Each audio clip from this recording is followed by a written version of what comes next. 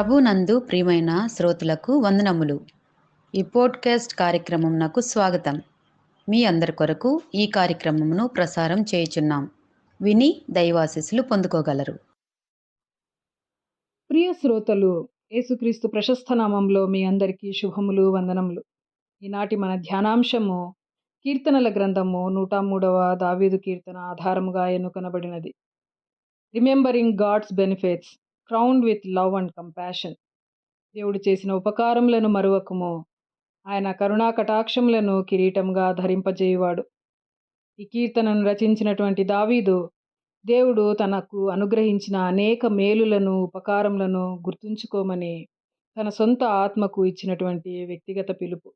ఈ ఉపకారములు తాత్కాలిక బహుమతులు కావు, కానీ మానవుని జీవితంలో దేవుని పాత్ర యొక్క నిరంతర వ్యక్తీకరణలు.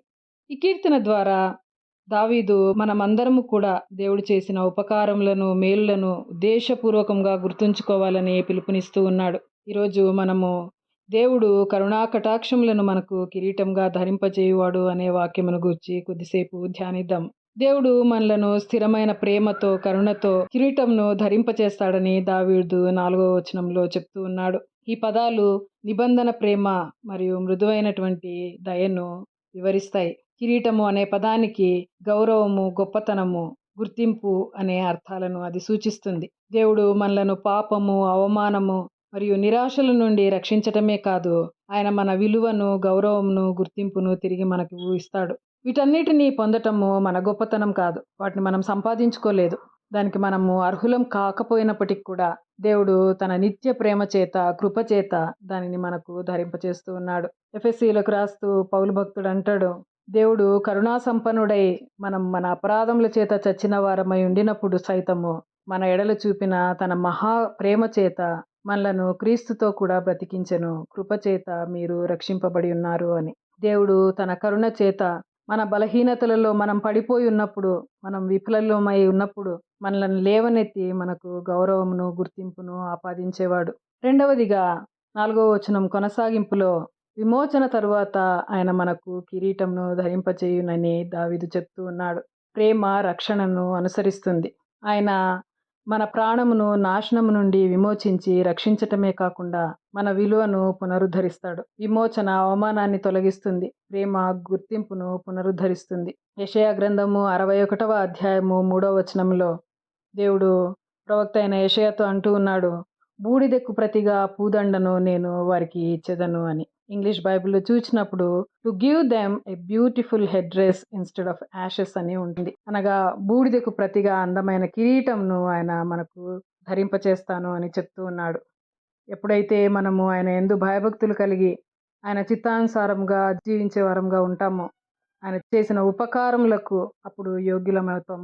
మనము క్రీస్తును మన సొంత రక్షకునిగా అంగీకరించి ఆయనను పోలి జీవించే వారంగా ఉండాలి. మూడవదిగా దేవుని కరుణ వ్యక్తిగతమైనది మరియు తండ్రి ప్రేమతో పోల్చబడినది. 13వ వచనంలో మనం గమనిస్తాము, తండ్రి తన కుమారుల ఎడల జాలిపడినట్లు యెహోవా తన యందు భయభక్తులు గల వారి ఎడల జాలిపడును అని. దేవుడు మనకు దూరంగా ఉండేవాడు కాదు. ఆయన ప్రేమ, కరుణ మన చుట్టూ ఆవరించి మనలను కప్పుతూ కాపాడుతూ ఉంది. చివరిదిగా దేవుడు అనుగ్రహించినటువంటి ఈ గొప్ప కిరీటమును ధరించిన మనము ఏ విధంగా జీవించాలి? మనము దేవుని ప్రేమ, కరుణతో, ఆయన దయాదాక్షిణ్యములతో పొందినటువంటి ఆ కిరీటము వాటిని ధరించి ఉంటున్నామని మనం గుర్తు చేసుకున్నప్పుడు అది మన జీవిత విధానాన్ని మార్చాలి. అటువంటి జీవితాన్ని మనం జీవించాలి. అప్పుడు మనం భయంతో కాదు, విశ్వాసంతో ముందుకు సాగే వారంగా ఉంటాము. దేవుడు చూపించినటువంటి ప్రేమను, కరుణను ఇతరులకు పంచేవారంగా ఉంటాము. మనం బాధ్యతతో కాకుండా కృతజ్ఞతతో దేవుని ఆరాధించే వారంగా ఉంటాము. కొలసీ పత్రిక 3:12లో మనం గమనిస్తే, మీరు జాలిగల మనస్సును, దయాళుత్వమును, వినయమును, సాత్వికమును, దీర్ఘశాంతమును ధరించుకొనుడి అని వ్రాయబడి ఉన్నది. దేవుడు ఇచ్చిన దయాదాక్షిణ్య కిరీటమును ధరించుకొనిన మనము పౌలు చెప్పిన పై వాటన్నిటినీ కూడా ధరించుకుని వారమై ఉండాలి. తద్వారా ఆయన ప్రేమను ప్రతిబింబించు వారంగా ఉంటాం. మన గతం ఎలా ఉన్నా, వైఫల్యాలు, బలహీనతలు మనలో ఎన్నో ఉన్నా, తండ్రి అయిన దేవుడు మనలను ప్రేమించి, కనికరించి, తన పిల్లలుగా అంగీకరించి కరుణా కటాక్షములను మనకు కిరీటంగా ధరింపజేసిన నిత్యుడగు తండ్రిని మనము సదా స్తుతించు వారముగా ఉండాలి. కాబట్టి దావీదు స్తుతించిన విధముగా మనం కూడా స్తుతిద్దాం. నా ప్రాణమా యెహోవాను సన్నుతించుము, నా అంతరంగమునున్న సమస్తమా ఆయన పరిశుద్ధ నామమును సన్నుతించుము. నా ప్రాణమా యెహోవాను సన్నుతించుము, ఆయన చేసిన ఉపకారములలో దేనిని మరువకుము. తండ్రి, కుమార, పరిశుద్ధాత్మ త్రియేక దేవుని నామమున ఆమేన్. ఈ కార్యక్రమమును గూర్చి మీ సలహాలు మరియు మీ ప్రార్థనా అవసరతల కొరకు మమ్మను సంప్రదించవలసిన మా ఫోన్ నంబర్ 948585085039 మరియు ఈమెయిల్ ఐడి info@fibaonline.org. మా ఫోన్ నంబర్ మరొకసారి 9480585039.